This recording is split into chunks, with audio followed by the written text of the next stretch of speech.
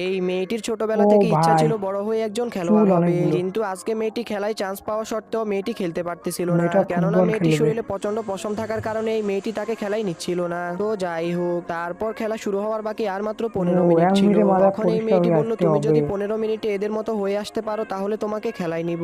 তখন মেয়েটির মাথায় একটি আইডিয়া আসে। মেয়েটি গিয়ে সমুদ্রের পানিতে নেমে পড়ে এবং একটি ও ভাই, কাঁকড়া দিয়ে নদীতে তার এসে শরীরে চান করতে সমস্ত পশম কাঁকড়া দিয়ে কেটে ফেলে চুলকাচ্ছে। দেয়। তারপর মেয়েটি দেখতে পায় যে তার পায়ের মধ্যে একটি অক্টোপাস লেগে ও গেছে। অক্টোপাস। তখন মেয়েটি তাকে তুলে ফেললে দেখতে পায় যে তার ও, পায়ের ওই অংশ পরিষ্কার সুন্দর হয়ে হয়ে গেল। গেছে। তো এরপর কি হয় তা দেখার আগে বাবার পকেটে যদি শুধুমাত্র 10 টাকাও থাকে, চাওয়ার সঙ্গে সঙ্গে সেটি আমাদেরকে দিয়ে দেয়। সেই বাবাকে মন থেকে ভালোবাসলে ভিডিওতে একটি লাইক দিয়ে চ্যানেলটিকে সাবস্ক্রাইব করে দাও এবং পারলে বাবার জন্য কমেন্টে ইমোজিটা দিয়ে যাও।